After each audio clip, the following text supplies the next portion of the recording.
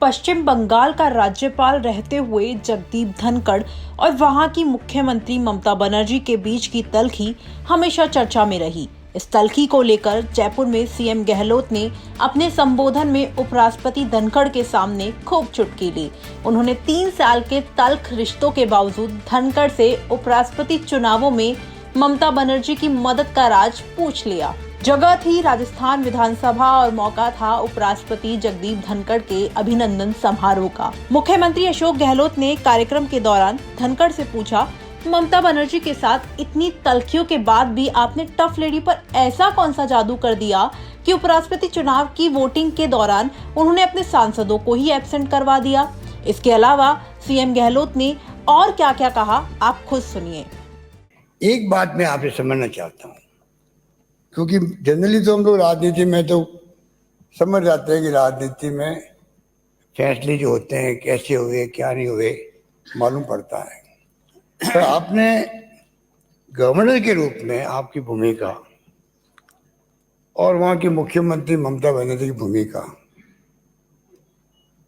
जो बनी रही, और सीपी जोशी साहब ने आपको जस्टिफाई भी किया कि गवर्नर की संविधान में शपथ का मायने क्या है। पर आप दोनों के रिश्ते जो थे वो पूरे देश में चर्चा के विषय बने रहे जब तक आप रहे थे। आप कितने साल रहे थे साहब? कितने साल गवर्नर रहे थे आप? 3 साल। 3 साल मेरे ख्याल से कोई दिन नहीं गया होगा जब धनखड़ साहब की ममता बनर्जी चर्चा नहीं हो। और उसके बाद में कौन सा जादू आपने किया, वही ममता बनर्जी जब उपराष्ट्रपति के उम्मीदवार बने तो आपको जिताने के लिए अप्रत्यक्ष रूप से उन्होंने अपने रहना स्वीकार किया। ये राज क्या, ये बता दीजिए। अभी तक मेरी समझ में नहीं आया है, अभी तक खूब एक्सरसाइज करी दिमाग के अंदर। ऐसा कौन है जादू किया आपने? ममता बनर्जी जैसी टफ लेडी जो है वो, उनको आपने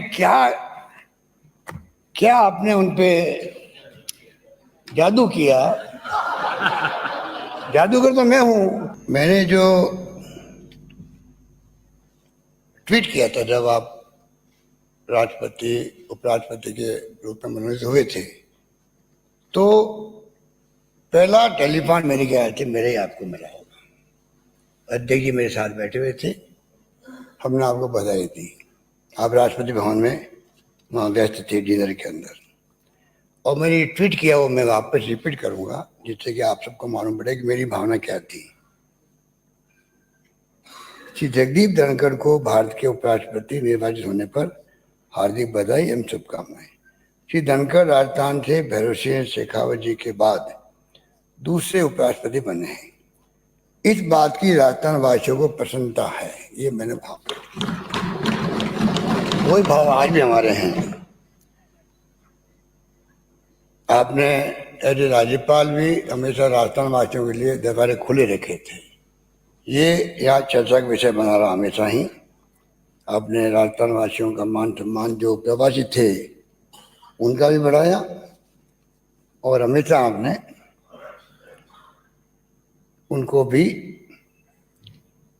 जो आपसे संभव था उससे अधिक बढ़ करके उनकी इमदाद भी करी थी। जब कभी कोई तकलीफ में भी पहुंचा वहां पर तो मुझे इस बात का एहसास है। 50 साल से मेरे आपके संबंध है। 50 साल से जब NSU में 73 में बन के आया था NSU अध्यक्ष, तब मेरा कुछ परिवारों से रिश्ता था, उसमें एक परिवार धनखड़ परिवार भी था। तो आप सोच सकते हैं कि 50 साल का लंबा अरसा आपके साथ में। इसके बाद धनखड़ के संबोधन की बारी आई तो उन्होंने सीएम गहलोत के सवाल का जवाब देते हुए कहा कि विधानसभा चुनाव के वक्त चूरू से राजेंद्र राठौड़ उम्मीदवार थे। उस वक्त मैंने ऐसा जादू किया कि आज तक राठौड़ चुनाव नहीं हारे हैं। इस बात पर सदन में खूब ठहाके लगे। मुझे वो दिन याद है जब राजस्थान विधानसभा के चुनाव हो रहे थे और चूरू से राजेंद्र राठौड़ उम्मीदवार थे। मैं इनकी सभा में गया। अब जादूगर का जादू तो ठीक है, पर मैंने भी ऐसा जादू किया कि आज तक राजेंद्र राठौड़ चुनाव नहीं आ रहे हैं। माननीय मुख्यमंत्री जी ने पूछा वो कौन सा जादू था जिसकी वजह से माननीय मुख्यमंत्री पश्चिम बंगाल ममता बनर्जी ने वो निर्णय लिया। मैं राजनीति से परे हूँ। राजनीतिक निर्णय क्यों लेते हैं, कैसे लेते हैं, किस आधार पर लेते हैं, इसके लिए माननीय मुख्यमंत्री जी अशोक गहलोत जी प्रकाश डाल सकते हैं, वसुंधरा राजे जी डाल सकते हैं, अन्य महानुभाव डाल सकते हैं कि अब मैं आपके राज्य का राज्यपाल नहीं हूं। और आप दिल पर हाथ रखकर सोचिए, क्या कभी भी मैंने कोई भी काम कानून और संविधान के दायरे के खिलाफ किया है? क्या कभी भी मैंने किसी भी परिस्थिति में, चाहे उन्होंने कुछ भी कहा हो, एक भी शब्द उनकी मर्यादा पर कटाक्ष करते हुए कहा है, कंप्रोमाइज करते हुए नहीं। जो कुछ मैंने किया खुली किताब की तरह किया, लिखित में किया।